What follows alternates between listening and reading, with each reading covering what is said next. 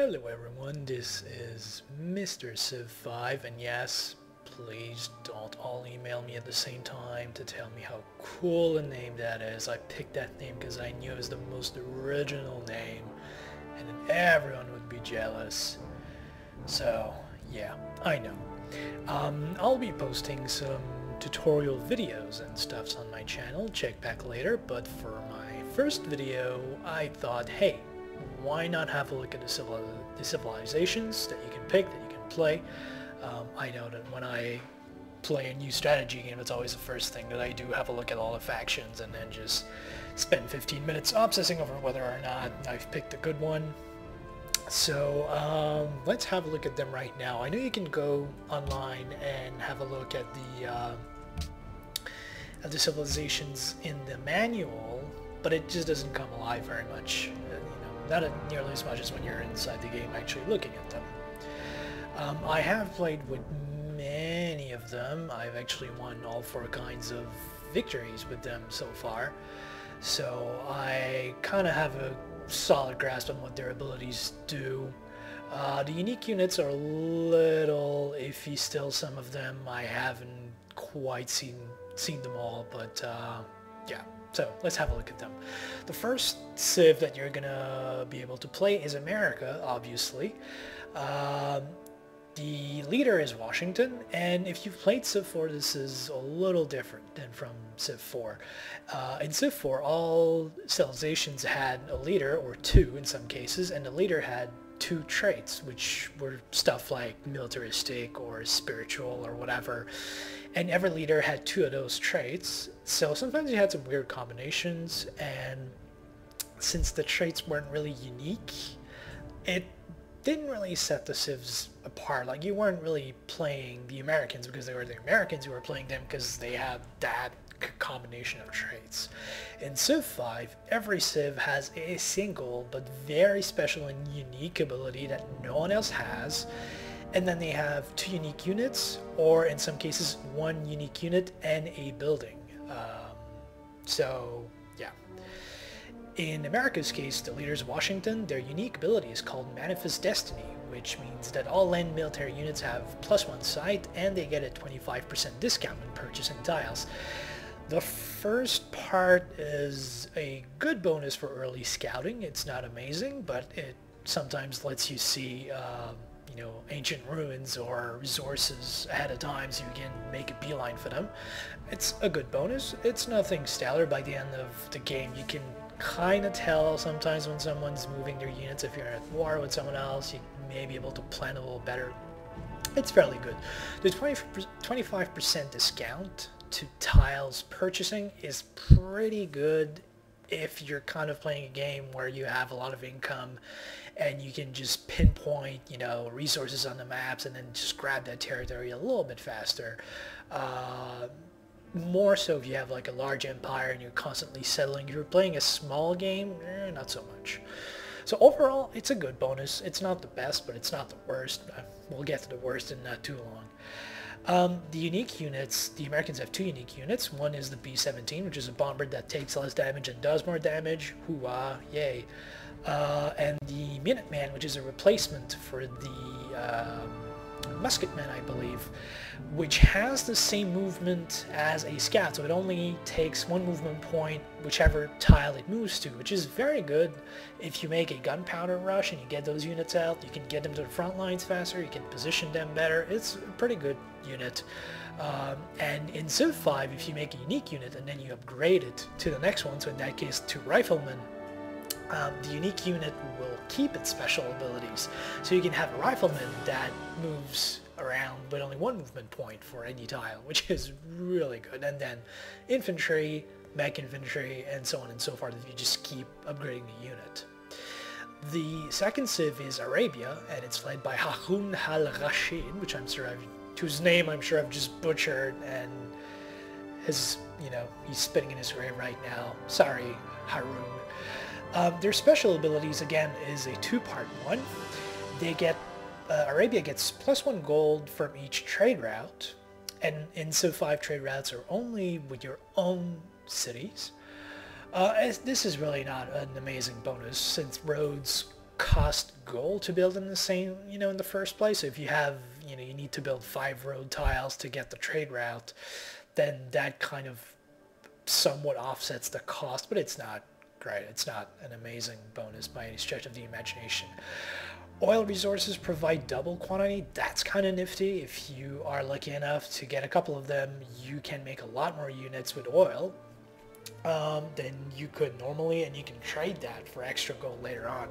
In Civ 5, by the way, it's different again from Civ 4. In Civ 4, if you got one oil resource, you were set. You could build any oil-based units, make any oil-based buildings.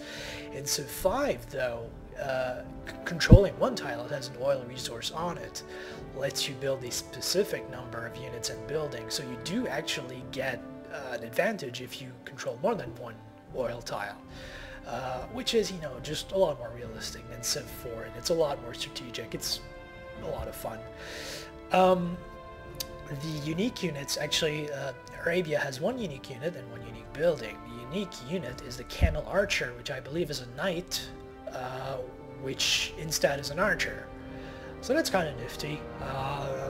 You have it's nifty because it has a lot of ranged strength, and so it can work from a distance. But at the same time, it can't. I believe it has the archer disadvantage of not being able to attack, so you have to initiate attacks with pikemen and stuff like that, which may not be able to keep up with the Camel Archer. It's not a bad unit though, especially if you're playing defense. Having chariot archers are just so good, and Camel Archers are kind of an upgraded version of that, so it's a good unit.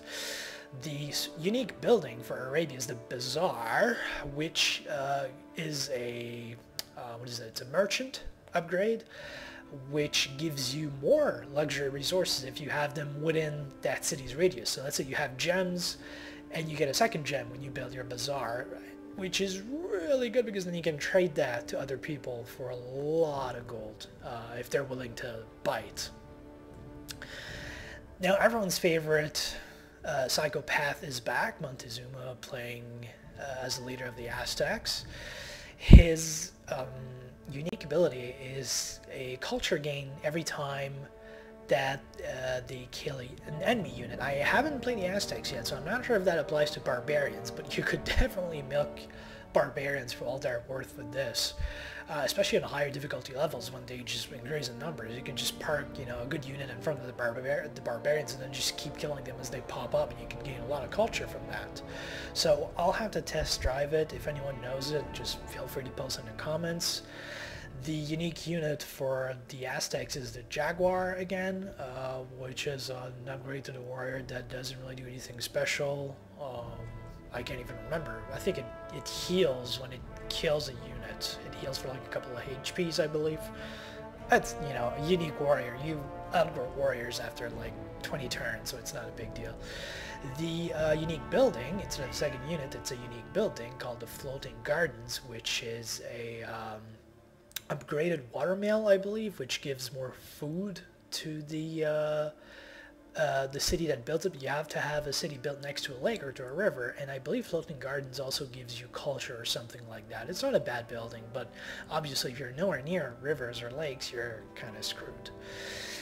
The next civ is China, which is led by Wu Zetian, who's an empress from like the Chinese equivalent of the Middle Ages. Only female Chinese empress in history, so she has to know her shit, I guess. The unique ability is Art of War, which increases the effectiveness and the spawn rate of Great Generals. Great Generals in Civ 5 have an aura. It's 2 tiles around them. They increase the damage of all units around them by 25%. So this increases the effect of that, and it increases the chance that a Great General will appear. The way that Great Generals appear is if you get a lot of XP from fighting, and eventually it fills the Great General meter, and then boom, you get a Great General at your capital.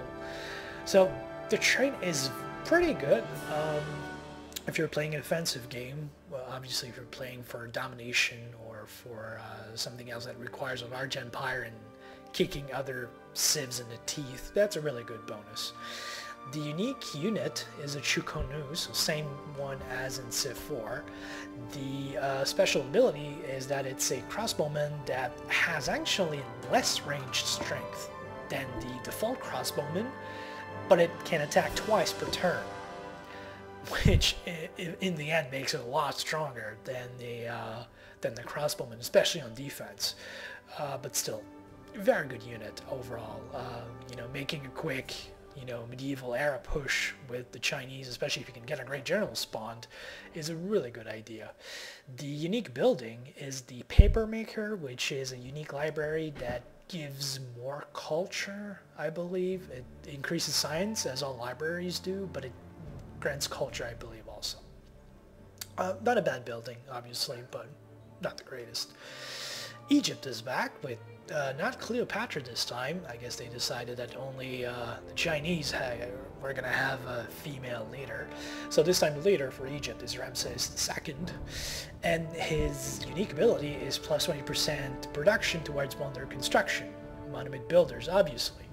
For the Egyptian, that, if you can stack it, there's a policy you can get very early on that gives you plus 33% production towards wonders, and I believe it's a tradition policy track. If you stack both of those, you can crank out wonders very, very quickly. In a cultural game, if you're going for a cultural victory or even like a diplomacy victory, that can be very, very useful to get wonders that fast and get that many bonuses.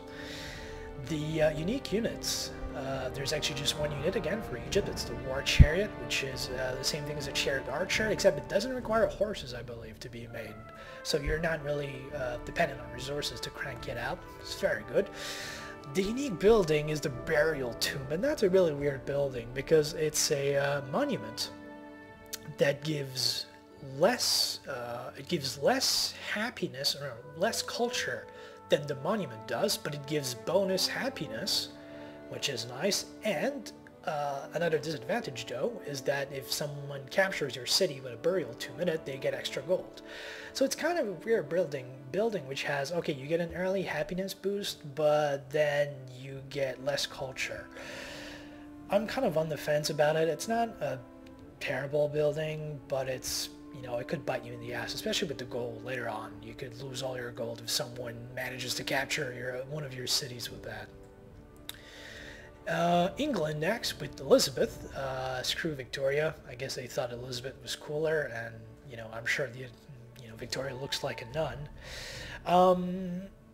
The special ability for the English is Sun Never Sets, which is +2 movement for all naval units.